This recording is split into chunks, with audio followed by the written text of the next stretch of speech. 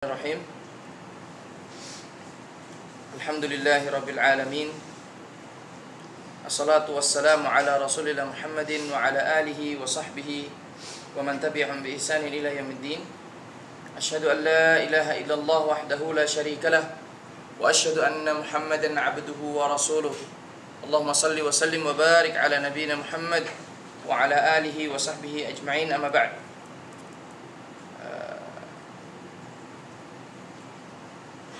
Nah, sampai di mana kita ya ikhwah wal akhwat?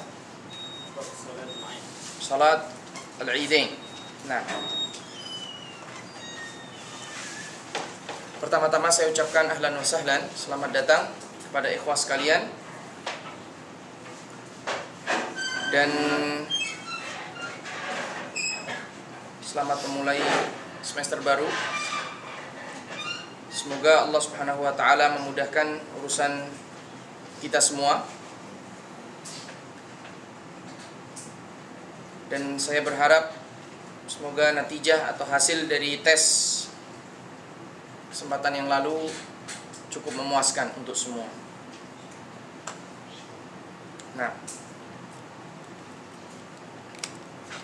insyaallah pada kesempatan kali ini kita akan melanjutkan pembahasan kita mengenai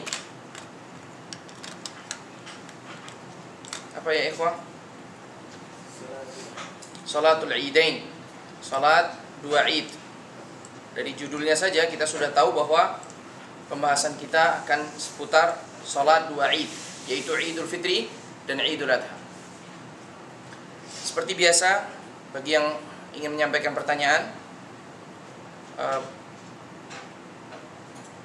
apabila masih berdekatan dengan apa yang kita sampaikan, boleh disampaikan di tengah-tengah kajian.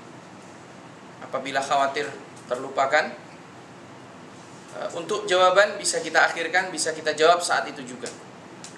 Kemudian bagi yang ingin ditulis terlebih dahulu untuk ditanyakan setelah kajian juga bisa ditulis terlebih dahulu, tidak menjadi masalah. Dan seperti biasa, bila tidak ada pertanyaan, saya yang akan bertanya. Nah,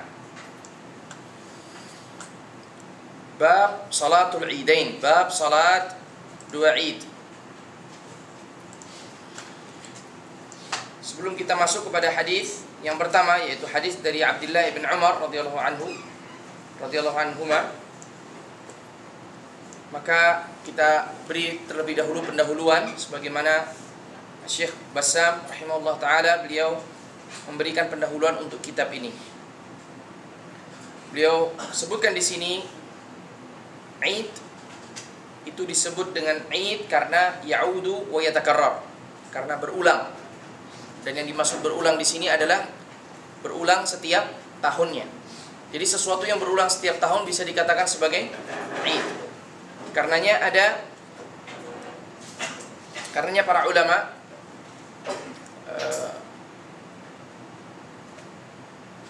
yang selalu mengulang perayaan Maulidun Nabi, mereka menyebutkan bahwasannya Maulid Nabi adalah sebuah Id. Ya, Id Maulid. Karena berulang setiap tahunnya.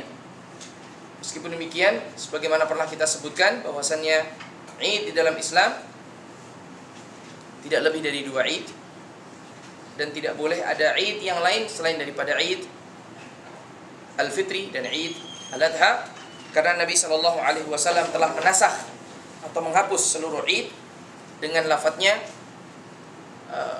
ala ubaddilukum bima huwa khair, maukah kalian aku gantikan, ya, bima huwa khair, dengan yang lebih baik dari Id yang selama ini kalian sudah lakukan. Dengan apa? Dengan Idul Fitri dan Idul Adha. Dan kalimat baddala yubaddilu tabdilan, di sini perubahan, penggantian, ini menasakh seluruh atau segala macam Id dan menetapkan hanya dua Id yang diizinkan dalam Islam, yaitu Idul Fitri dan Idul Adha. Nah, dan dalam hadis Nabi SAW juga disebutkan, la'anallahu al-yahud wan nasara ittakhadhu qubura anbiya'ihim masajid. Semoga Allah melaknat orang Yahudi dan Nasara. Kenapa mereka dilaknat? ittakhadhu qubur anbiya'ihim masajid, karena mereka telah menjadikan kuburan para nabi-nabi mereka sebagai masjid. Ala fala tattakhidu qabri idan, kata Nabi SAW, ketahuilah janganlah kalian menjadikan kuburanku sebagai id, sebagai tempat yang kalian selalu mengulang ziarah, ya, khususnya setahun sekali. Dan di sini berziarah di kuburan Nabi SAW disyariatkan bagi orang yang datang ke kota Madinah, ya, kemudian menghadiri Masjid An-Nabawi, dan di masjid tersebut, di sisi masjid tersebut ada kuburan Nabi SAW, maka disyariatkan baginya untuk berziarah. Namun bagi orang yang belum berada di kota Madinah, maka tidak disyariatkan berziarah ke kuburan Nabi SAW. Dan Nabi SAW bersabda, la tusaddur rihal illa ila thalath, tidak ditempuh perjalanan kecuali dari 3. Yang pertama adalah Masjidil Haram, kemudian yang kedua Masjidi Hada, Masjid Nabi SAW, yaitu Masjid Nabawi, dan yang terakhir adalah Masjid Al-Aqsa. Dan itu menunjukkan bahwa niat kepergian seseorang untuk berhaji ketika pergi ke kota Madinah, maka niatnya adalah menghadiri atau mengunjungi Masjid Nabawi, bukan untuk menghadiri kuburan Nabi untuk menziarahi kuburan Nabi SAW, karena Nabi melarang dalam hadisnya, ala fala tattakhidu qabri idan, janganlah kalian jadikan kuburanku sebagai id, yang mana kalian selalu mengulang-ulang berziarah di kuburanku tersebut. Nah, dan di sini tidak disyariatkan seseorang untuk mengulang ziarah setiap tahunnya, ya, baik ziarah masjid, baik ziarah kuburan Nabi SAW maupun kuburan keluarga, ya. Tidak disyariatkan untuk menziarahi kuburan keluarga dan menjadikannya sebagai sebuah id yang berulang di setiap tahunnya. Boleh-boleh saja apabila memang waktu yang leluasa baginya adalah waktu id. Katakanlah seperti saya, ya, berada di kota Kuala Lumpur ini hanya untuk study, untuk beberapa saat, dan saya hanya pulang ke Indonesia katakanlah hanya saat Idul Fitri atau Idul Adha, katakanlah Idul Fitri, saya yakin kalau Idul Adha jarang, kemungkinan kecil, Idul Fitri. Maka ketika saya pulang, umpamanya saya mengunjungi kuburan orang tua saya, ini tidak menjadi masalah. Dan apabila itu berulang bertahun-tahun, tidak menjadi masalah, karena memang kebetulan saya pulang kampung, kebetulan pulang kampungnya hanya saat Id. Namun apabila seseorang katakanlah 3 bulan, 4 bulan sekali dia pulang kampung, kemudian dia mengkhususkan berziarah hanya pada saat Idul Fitri, maka telah menjadikan kuburan orang tuanya sebagai Id. Dan ini tidak dibenarkan di dalam Islam. Wallahu ta'ala a'lam. Nah, kita lanjutkan. Dan Id di sini sesungguhnya kalau kita perhatikan diawali dengan adat, diawali dengan adat istiadat, kebiasaan di saat itu. Seseorang ingin merayakan bersama-sama sebuah hari, makan, minum, dan bergembira.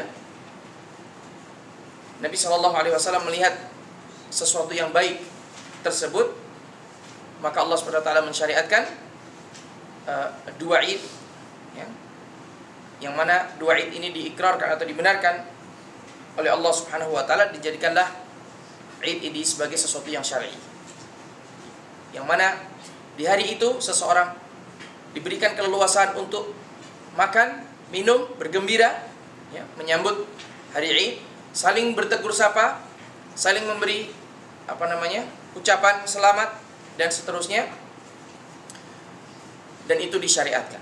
Namun bukan hanya itu, yaitu perkara yang mubah saja, tetapi disyariatkan juga berzikir kepada Allah Subhanahu wa taala. Ya. Dalam sebuah hadis Nabi SAW disebutkan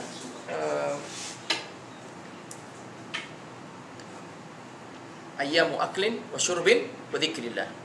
Pada hari Id itu adalah ayyamu aklin wa syurbin, hari makan, minum, dan apa? Wa dzikrillah. Dan jangan sampai lupa yang terakhir ini, yaitu dzikrillah. Yang dimaksud di sini adalah menghadiri salat Id. Sekalipun salat Id itu hukumnya sunnah, dan hukumnya sunnah apa ini di sini? Hukumnya apa? Sunnah muakkadah, ya. Bahkan sampai seorang wanita yang haid diperintahkan untuk menghadiri salat Jumat. salat Id. Kemudian wanita yang tidak mempunyai kerudung diperintahkan juga untuk keluar meminjam kerudung kakaknya, adiknya atau keluarganya, ya. Dan ini menunjukkan bahwa Id ini adalah, atau khususnya zikr ini disyariatkan pada Idul Fitri maupun Idul Adha. Nah, kemudian kita lanjutkan.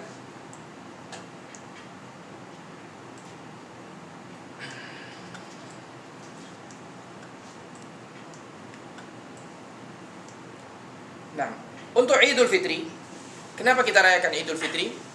Di sini sebagai bentuk syukur kita kepada Allah Subhanahu wa taala dengan kemudahan yang diberikan oleh Allah setelah kita berpuasa 1 bulan lamanya.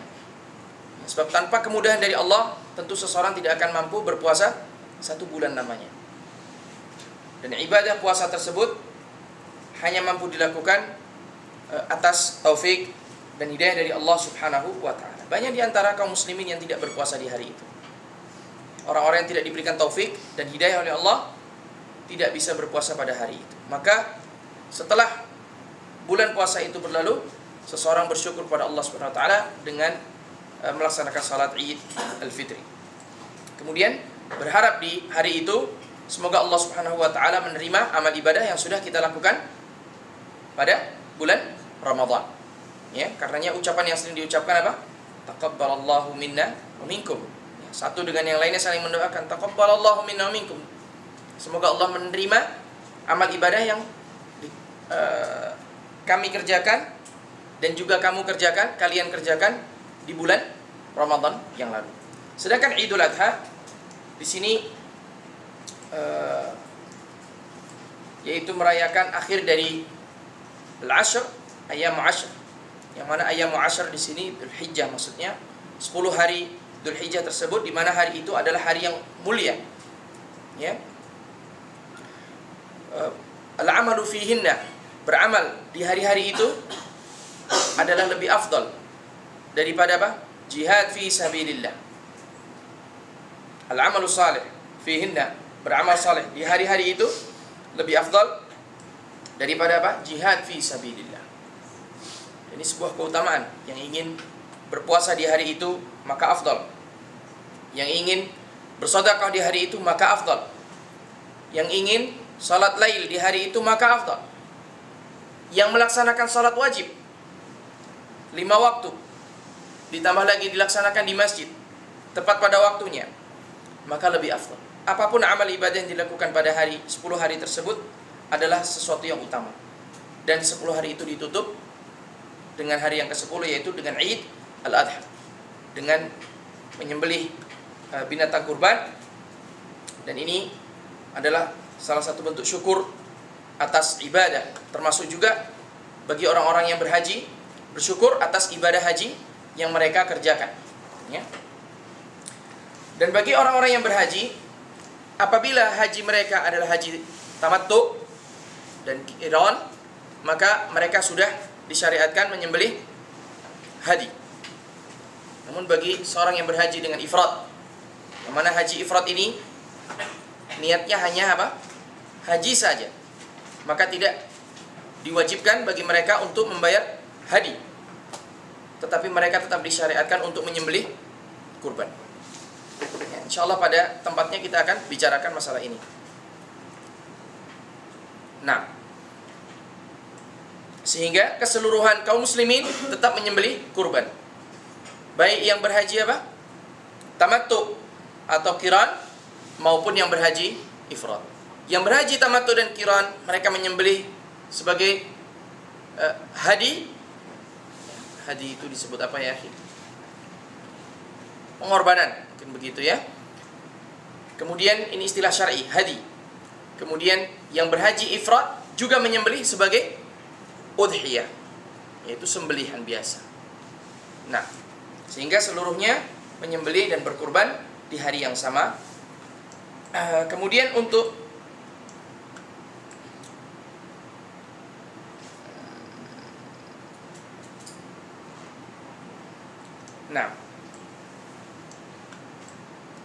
sehingga pada disyariatkannya Id Al-Fitri maupun Idul Adha ini merupakan momentum yang terdapat di dalamnya kemaslahatan dunia dan kemaslahatan akhirat.